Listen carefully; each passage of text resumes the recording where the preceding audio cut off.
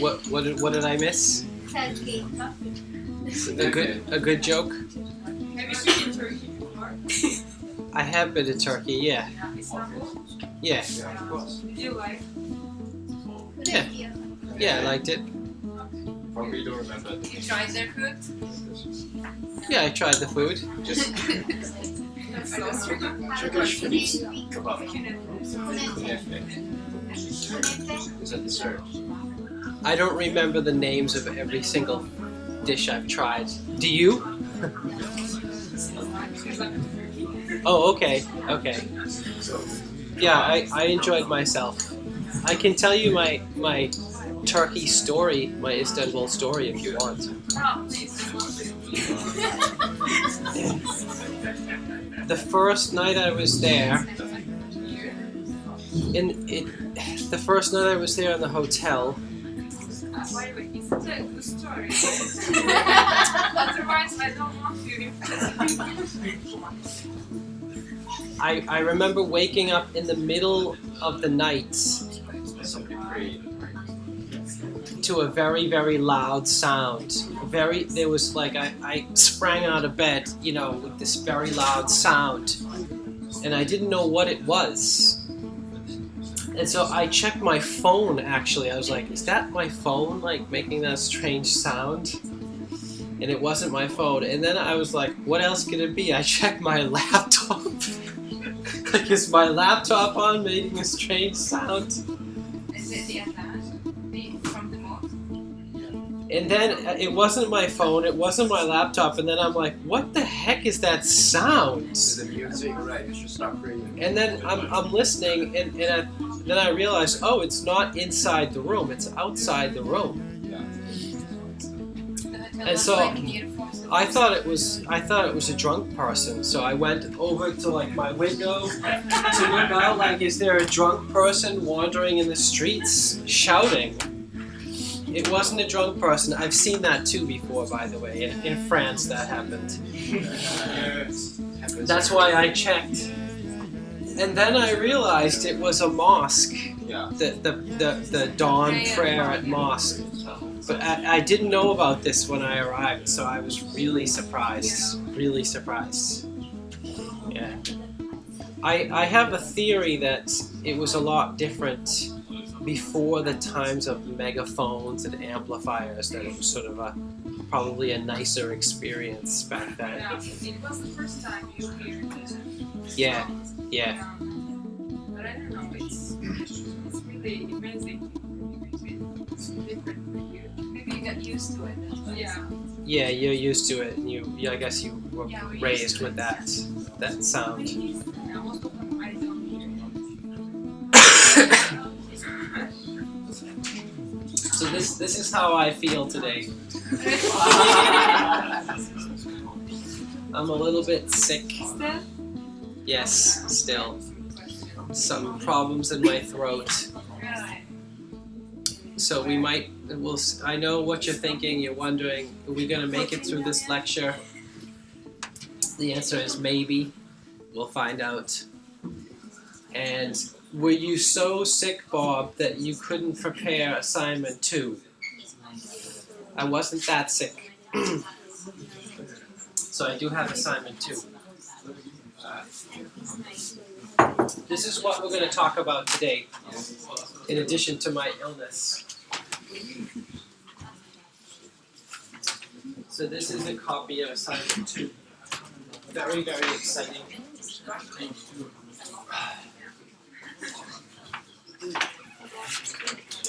Why did you ask about Turkey? Just because you're from Turkey? No, we were talking about a dessert. It's really popular in Turkey, and I asked him, have you been there before? Okay. So the conversation started like this, and then I need to ask you. So I think Turkey's a lot of fun. It's a lot of fun. The thing that's exciting about Istanbul is it's truly where East meets West.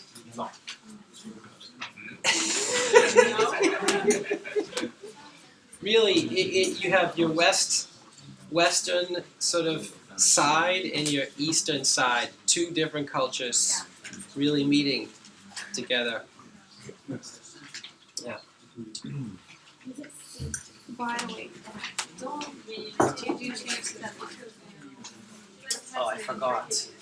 Do we have a third assignment? Do we have a third assignment? There is a third assignment yet. What was I supposed to change? The blackboard thing? Well, it's Oh, the Greganog. Yeah. Greganog thing. Yes, yes. So Teresa pointed out that there's a really kind of an error with the deadline of assignment 2. It's like I didn't think of Greganog on my when I was writing this because I was sick. So I will modify the deadline to be, December? I guess, I don't know. After Christmas? Maybe we could take a vote, but either earlier, either before Greganog or after, but not during. I mean, I know what you're all thinking. Oh, after Greganog would be better, but not really. It's not really better, right? Because you wait until the last few days to work on it. A lot of kids. So it doesn't. It's not like you're using the whole time to work on your assignments, right? Anyways, I guess we'll get back to that after I think about it. We might have to stop sometimes to meditate while I try to speak. So, you are given a selection of 3 volume data sets. 2 of the 3 are unknown. Maybe someone else can read it. Any volunteers?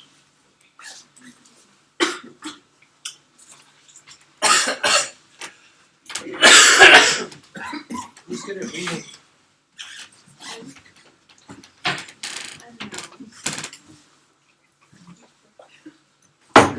I can't read it right now.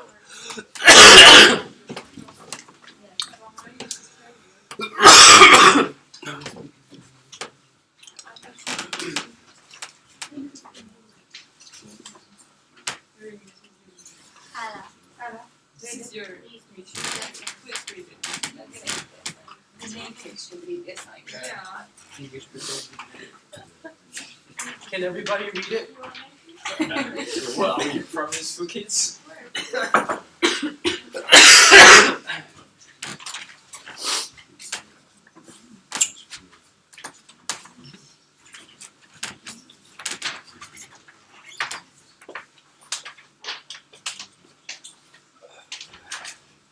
The attendance. So I'll let everybody read it on their own. Yeah. If you have any questions, let me know.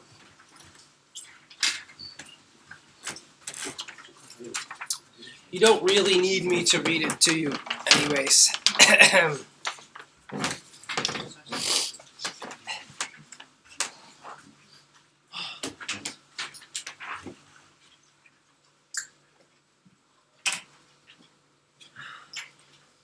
I can't speak, I'll have to cancel lecture. We'll wait a few more minutes to see if this thing works.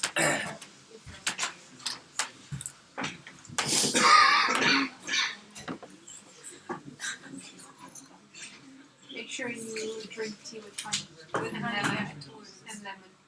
This has lemon. With honey too. Honey is good. Lemon and matcha. This one. Honey always good. Oh yeah.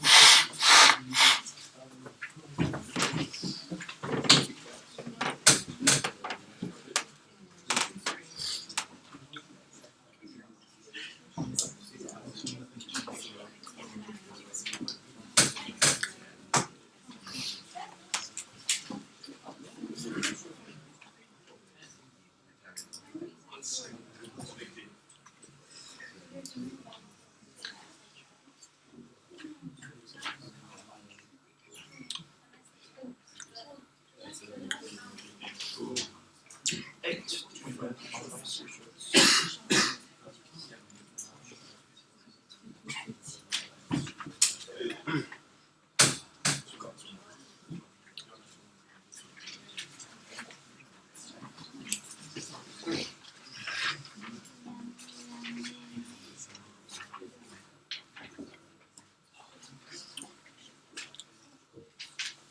Any visualization?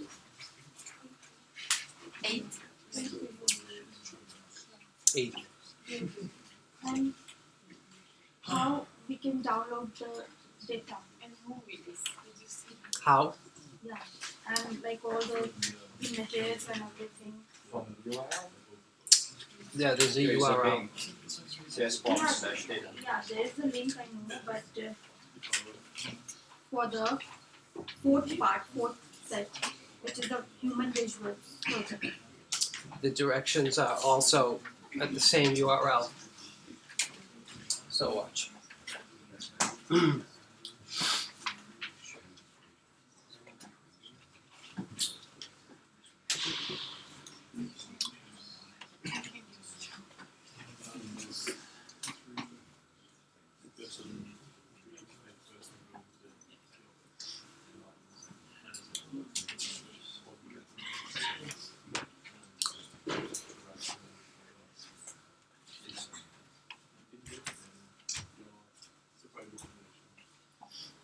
So if you go to my webpage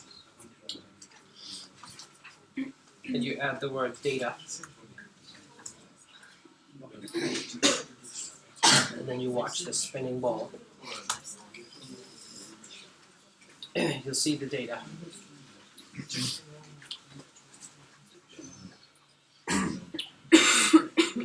Does it matter what language we can use to convert it? Anything you like. Any programming language is fine. It doesn't matter which one. So there it is. So Betty's there, Sally's here, and the visible human is here. But the visible human is not actually here. It's just the instructions on how to get the visible human. Because it's too big to be here.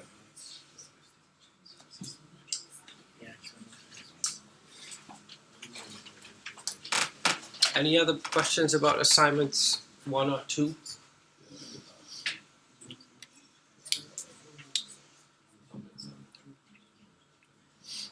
So assignment 2 is more difficult than assignment 1. That's true.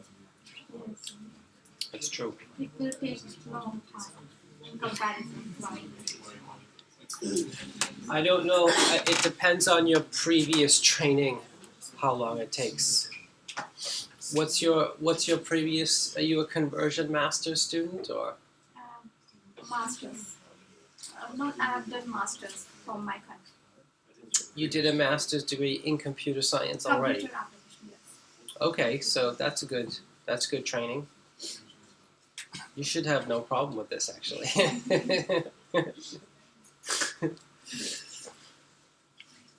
Is that India? Yes. Okay. So that should be very good training, I would think. You're at an advantage compared to some of the other students.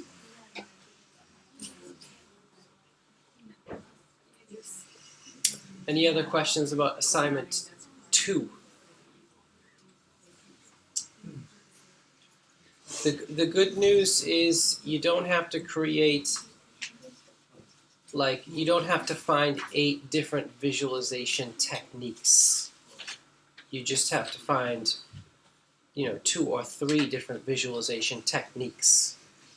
If that makes any sense. And you don't need to do 3 different tools. You can use 1 tool. Yeah.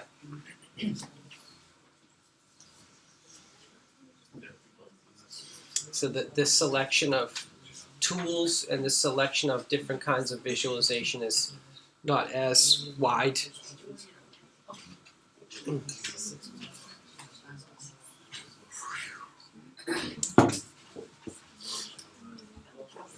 Okay.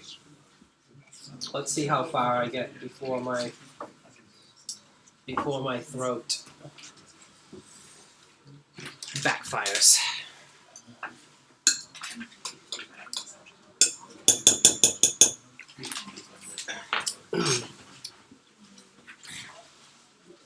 So we're going to talk about one of the volume visualization techniques called isosurface extraction. So you already saw one volume visualization technique last time called slicing. So you can use slicing in assignment 2. You can also use isosurfacing in assignment 2. Do you have lecture notes? I do. Thank you for asking. Yeah. You can see this illness is really throwing me off. Throwing me off my game.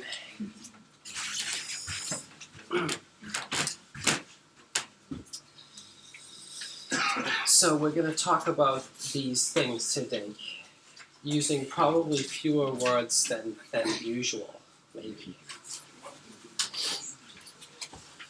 So what is an isosurface? That was what we saw, the animation we saw was an example of an isosurface. An isosurface is a surface representing a constant valued scalar function. In other words, every value at the surface is the same. So we often see isosurfaces of bones. That bone is taken from a density field, a volume of densities, and then there's a certain value a certain density that corresponds to the bone, and it's the same density with some error, but generally speaking, your bones have a consistent density. So you choose that bone density, and then you can generate a surface based on that value, that constant value, and that's an isosurface.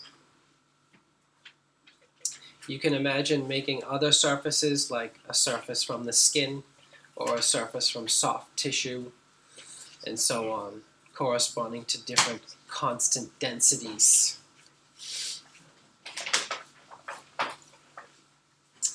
Now, don't be alarmed if it doesn't make sense instantly. I do remember what it's like to learn this, and I remember not understanding it the very first time I saw it. Iso means one, right? So singular. So isovalue is the scalar value used to generate an isosurface. So you choose a value, and you say, compute the isosurface at this value that represents this value. We can also call this an indirect volume visualization technique because we're using interpolation, interpolated values. And then surfaces are computed from the 3D volume data. So the input is 3D volume data and the output is a surface, a 2.5D surface.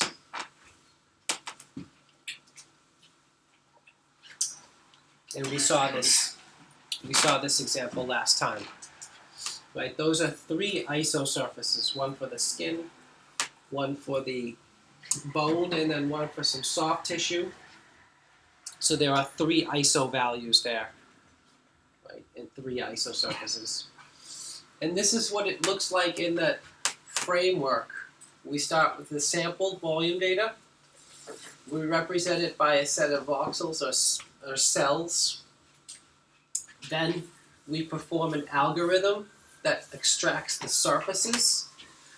Anybody know what the surfaces are made of in computer graphics terms? Who? Pixels are here. What are these? These are the voxels. We're getting close. So we start with the sample data, we transform it into voxels or cells, then into some other representation, Plane. and then pixels. What's this one? Who took computer graphics here? Sometimes you took computer graphics, and sometimes you didn't. Nobody wants to guess. Are there any kind of computer graphics kind of nerds in here? Like somebody is like, oh, I want to do graphics or something like that. There's usually a few. Nobody wants to guess? I'm sure there must be some people in here that know the answer, just maybe too scared to say. Isn't it triangle? Triangles, yes, exactly. So, measure data voxels or cells, triangles in 3D space, and then the triangles, that's what surfaces are generally made of, triangles. The triangles are converted into pixels through a rendering process. Yep. So that's, this is computer graphics, generally speaking, how to do this fast and efficiently. But everything before that, this is the geometry mapping. That's the data visualization part. Yeah. So these are all triangles, these surfaces. Well done. So isosurfaces are very popular. So they depend on an ISO value. So how do you choose an ISO value? That's an open question, but it's generally chosen by a person as user input. And the ISO values, the ones that we're most interested in are the ones that represent boundaries. Right, so we generally are looking for boundaries. So the boundary between, say, bone and soft tissue, or the boundary that represents a person or skin from outside. Right, so that's the idea. We want to see those boundary surfaces. They're very useful to see. And that's generally what people focus on. One of the properties about this algorithm is that it's sort of binary. So you evaluate every data sample and you decide if it's inside or outside the boundary.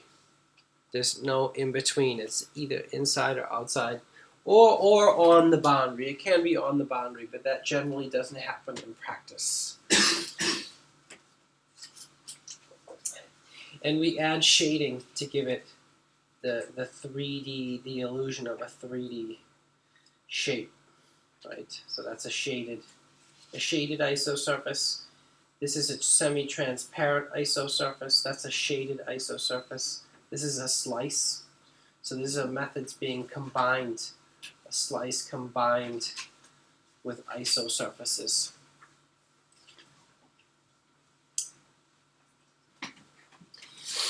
Before we talk about the 3D version of the algorithm, we're going to talk about the 2D version because it's a good starting point. So this is an illustration of the 2D algorithm, which is also called marching squares. So we're looking at squares instead of cubes.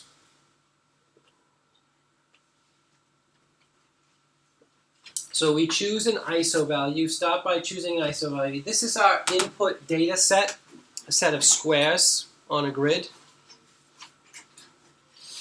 And then we choose an isovalue. Here it's F naught, here it's 4, the value 4. Right? Whenever we choose a value, we want to see the boundary between the values that are above our chosen iso value and below. So it's the separation between those two. Right? It's a boundary value. And we approximate it using the given samples. So how does that work? So these are data samples on the grid, right? And they're arranged in squares. So imagine we're given the iso value 4, and we want to see, okay, where is this boundary? This boundary that represents the iso contour of 4. So we can start with the top left, right, and proceed from left to right, and then from top to bottom. So left to right, top to bottom through the data set. That's the order in which we can process the data. And then we look at one square at a time. So we have our value 4, and then we examine a square. And we ask a question. Does the value 4 fall within this square? Right? Does this square bound the value of 4?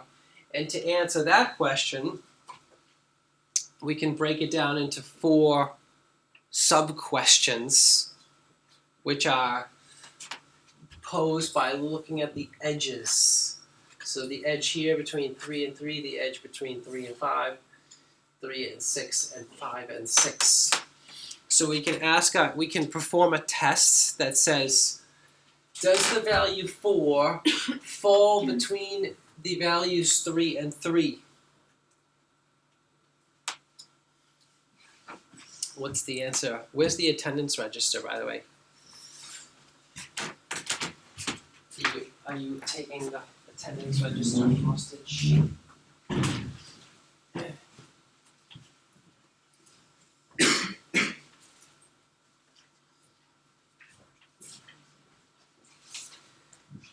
So Reese, what do you think the answer to that question is? Does the value 4 fall between 3 and 3? The answer is false. Correct. Everybody see that?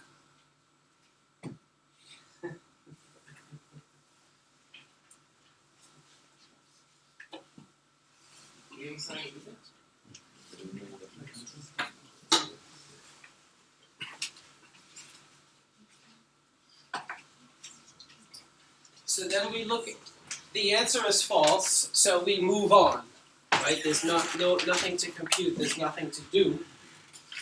So we look at the next edge, 3 and 5.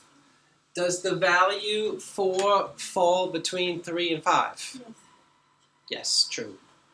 So that means there's an intersection of the iso curve, or the iso line, on this edge. Because the value 4 falls between 3 and 5. There's an intersection there. So we record the intersection. We say there's an intersection along this edge. Like it's stored as an intersection. And then we compute where the intersection is. So here it happens to be halfway in between. It doesn't have to be halfway in between though.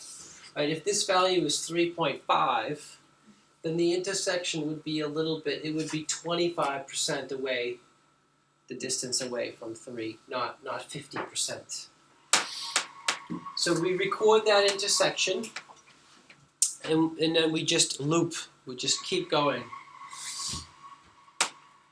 We ask, does the value of 4 fall between 5 and 6? The answer is false, so nothing to do there. Then we look at 3 and 6. Does the value 4 fall between 3 and 6? The answer is true. So there is an intersection of the iso curve or the iso contour with this edge. So we record the intersection. It's a vertex, it's a point. We record the intersection here along the edge using interpolation. So we have we looked at this square and we found 2 intersection points along 2 edges. We recorded the intersection points and then we just connect them with a line segment. So we connect this line segment from here to here. And we have one edge in our iso contour. Does that make sense? And we just repeat the process for the next square. Same process. So we started with this square. We repeat the process for this square. We repeat the process for this square, and so on. One square. We march through the squares one at a time, looking for the edge intersections. When we found all the edge intersections, we just connect them up as vertices for our iso contour.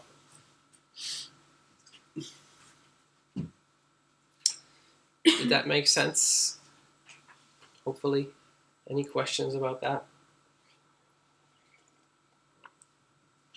It's fascinating, isn't it? Now you know how those iso contours are computed when you look at the weather report or when you look at a map. Actually, that's not true about the map because those maps are usually done by hand. But if you look at the weather report, then you know, oh, I finally know how those iso contours are computed. Yep. Been wondering that my entire life. Does that make any sense? So another thing to note is this line, this contour is always the value 4 in this example. That is the iso contour of value 4. And it separates the data into 2 regions, above 4 and below 4. It is the value of 4s, so to speak. So like in weather forecast, with the help of this we can show the lower pressure area and the high pressure area. Exactly. So when you're watching the weather, you see an iso contour. The pressure on one side of the contour is below for the entire contour, and the pressure on the other side is above that iso line. Yeah. So it separates the 2 boundaries. It forms a boundary. And hopefully this makes sense because it gets a little more complicated in the 3-dimensional version. Probably I'm starting to pick up some psychic waves. Like some of you are thinking, oh wow, I can't wait to see the 3D version. Like, please, the suspense is agonizing.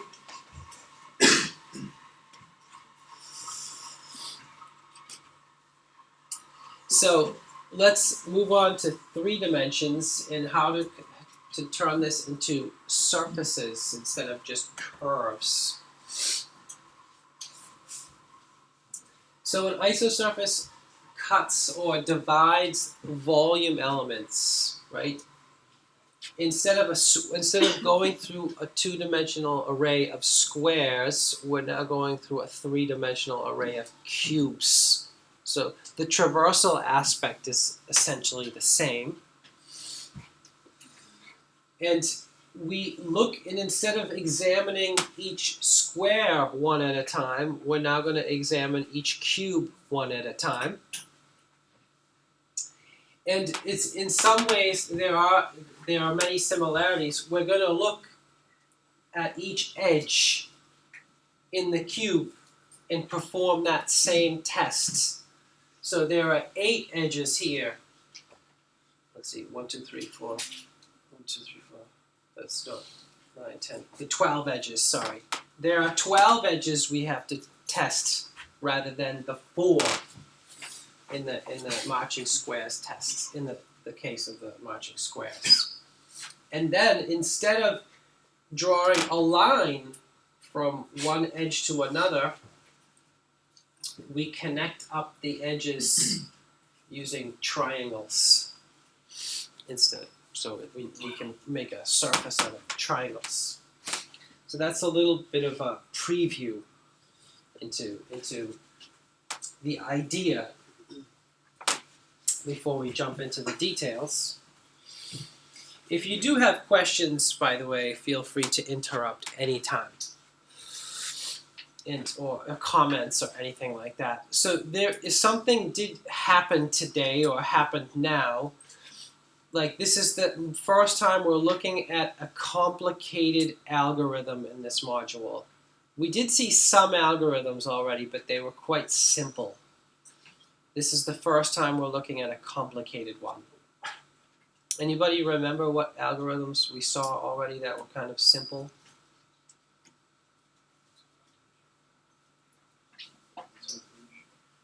Nobody remembers. Interpolation. Hmm? Interpolation. Okay, you could say interpolation. I wouldn't usually call that an algorithm, but you could say that. Any other examples? Tree map construction. We looked at a very simple algorithm for tree map construction. You could say like constructing the parallel coordinates is kind of an algorithm too.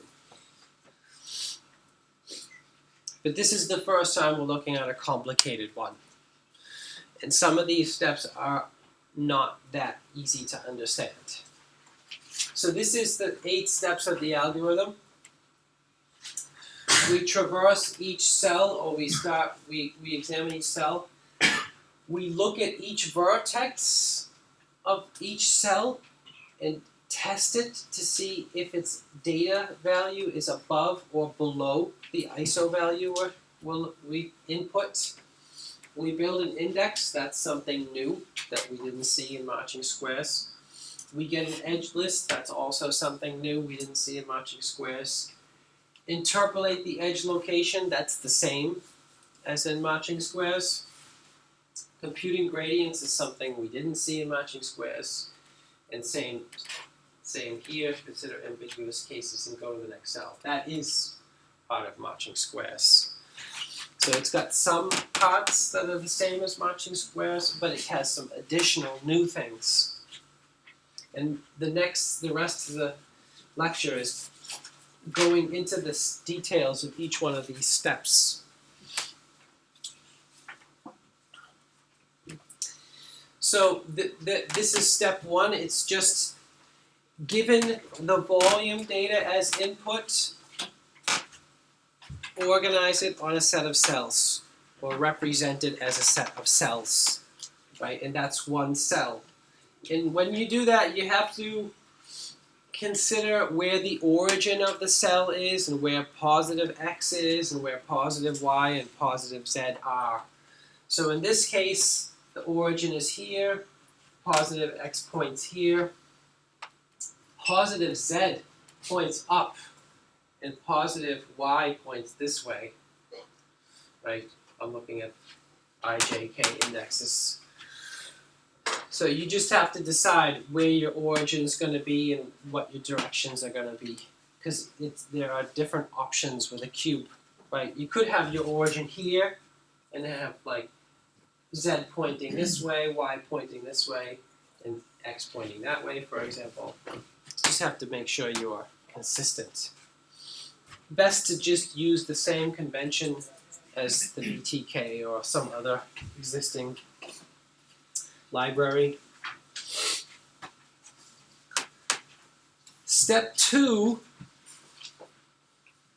is to test each vertex to see if it's above the given ISO value or below the given ISO value.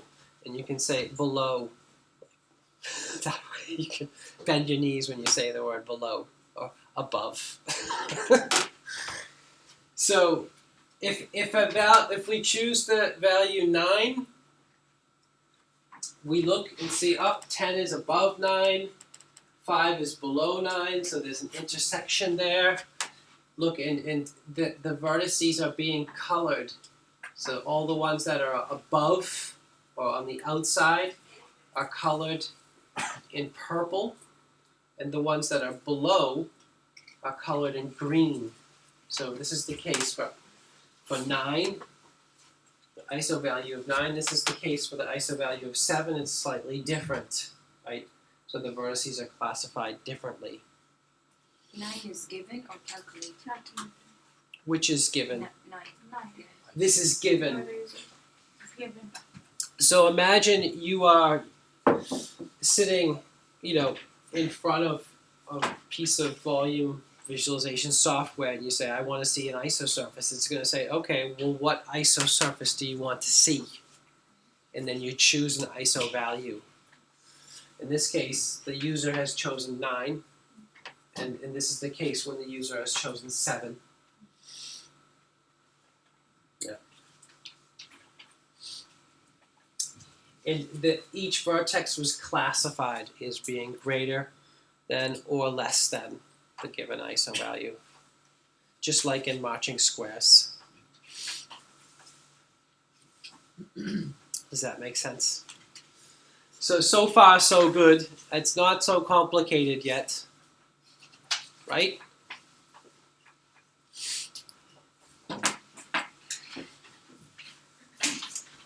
This is not that complicated either, but it's a little bit more complicated than steps 1 and 2.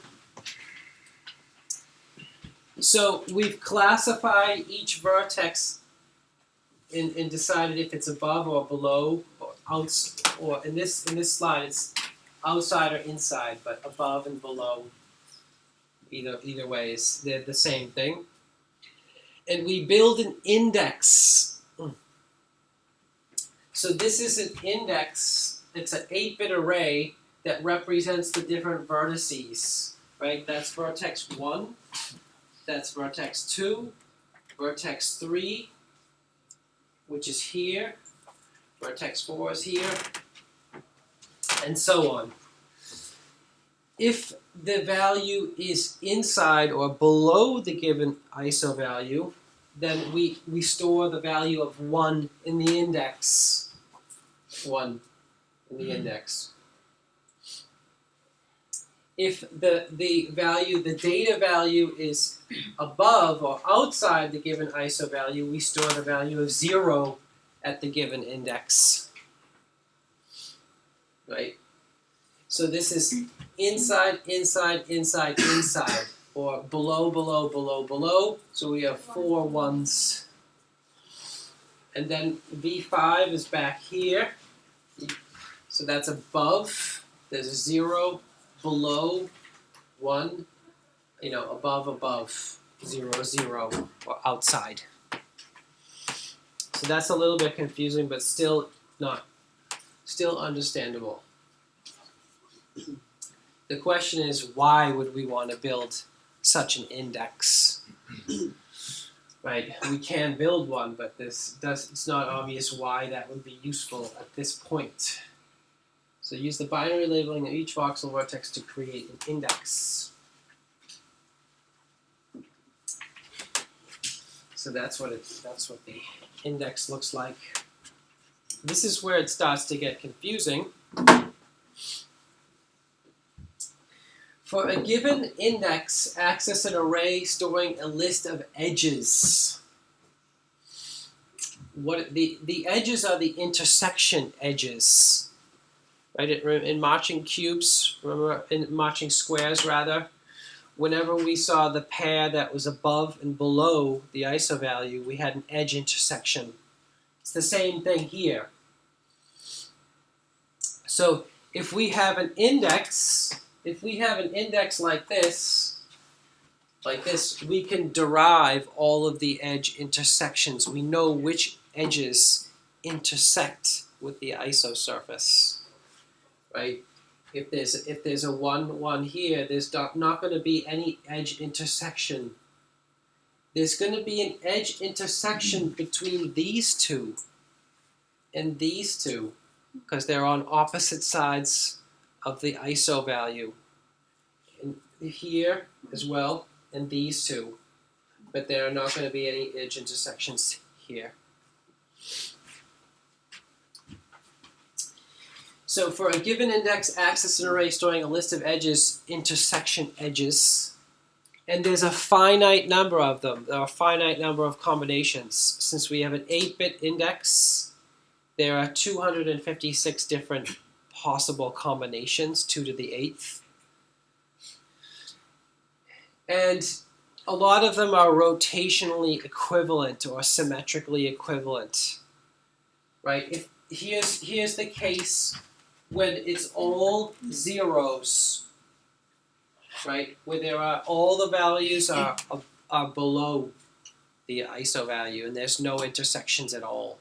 It's not very exciting. But it's the same as the case where all the values are above and there are no intersections. So they're equivalent. It's just the empty cell.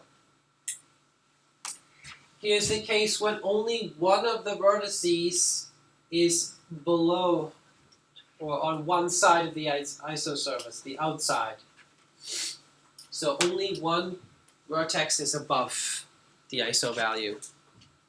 And that means there are 3 edge intersections. One here, and one here. Right? And that's the equivalent. The same thing is true if I just rotate this cube by 90 degrees, then it's the same case. That's what is meant by the 256 cases can be derived from 15 base cases due to symmetry. It's rotational symmetry in this case. No pun intended. So I can rotate this 90 degrees and get the same case, rotate it by 180 degrees, 270 degrees, and I can do that about two axes and get 8 different configurations there. Same here. These two are on the outside, and there are 1, 2, 3, 4 intersections, and from those 4 edges, we construct 2 triangles to form a surface. From here, there are also the 2 triangles to form a surface, but the 2 triangles look like this, and so on. And you can store this information is actually stored in a table. You can actually know this information ahead of time, build it into the algorithm, and store it in a lookup table. And these are the other cases that sometimes get complicated. Right? This one's simple, right? These 4 are above and these 4 are below. But this one's complicated, right? These 2 are above, that one's above. So we have actually 2 surfaces passing through there.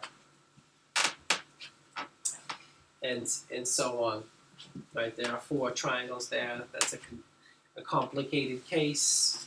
1, 2, 3, 4 triangles. It's a complicated case. Everybody know what those green arrows are? What are those green arrows? The direction of rotation of the triangle. They're called normal vectors. They're the normal vectors to the surface. That means they point straight out from the surface. So surfaces usually have an inside and an outside. So the normal vector points in the outside direction. Or just, it's arbitrary. Does anybody know why those vectors are used or how they're used or normal vectors to a surface? Showing center and pressure. Showing the center. They happen to be in the center in this case. Lucky guess. But they're used for shading You need those normal vectors if you want to shade a surface in computer graphics. So that's step 4. Any questions about step 4? My voice seems to work. Surprising. It disappeared and then it came back.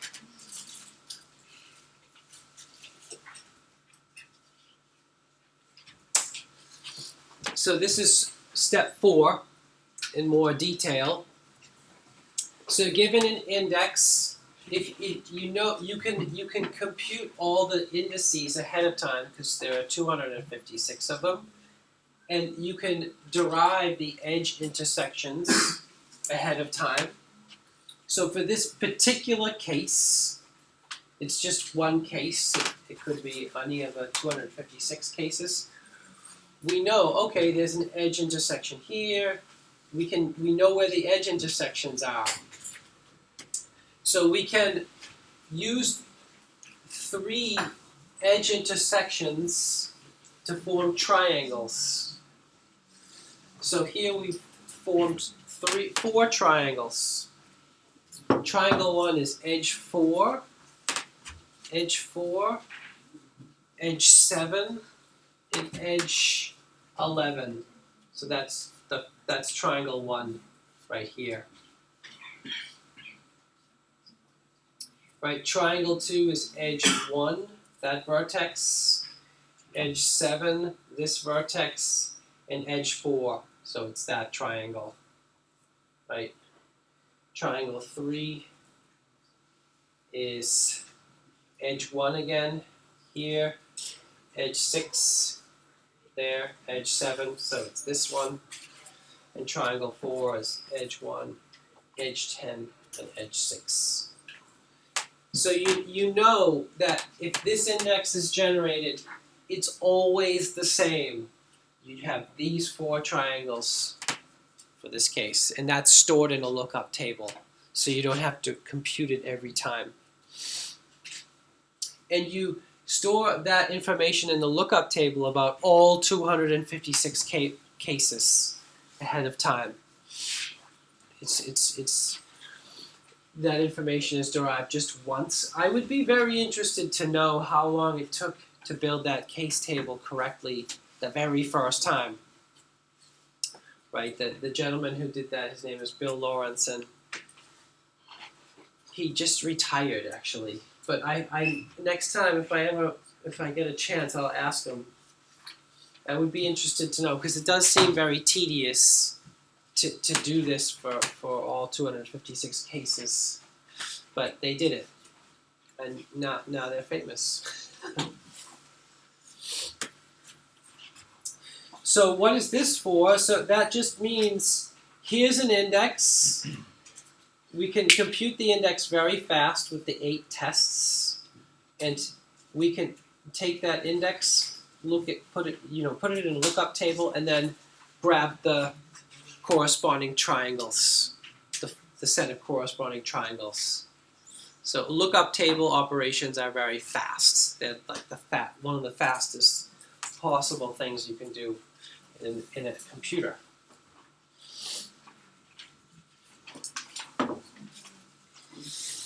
Step 5, this is a little bit complicated. For each triangle edge, find the vertex location along the edge using linear interpolation of the voxel values. So here's a triangle. We just have to find where along this edge the triangle intersects using linear interpolation. Right? If the green represents the value 10 and the purple represents the value 0, if the isovalue, if we put in an isovalue of 5, it happens to be halfway between these two. Right, so we interpolate halfway between. But here's the case: if the ISO value is 8, then the edge intersection is going to be 80% along the way towards the 10 in all three directions, right? Using linear interpolation. Does that make sense? Hopefully. So that's just making sure that the triangles are in the right intersection points along the edges. That's something we saw in the marching squares version too.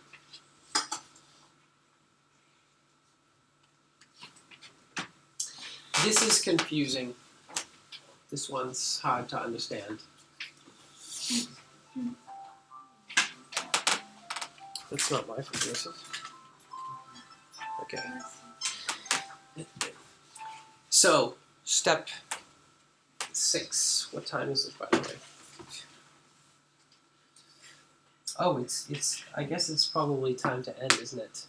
Okay, so we'll continue from here. Is that why your phone was ringing? Like, it's time to stop. Happy Thursday.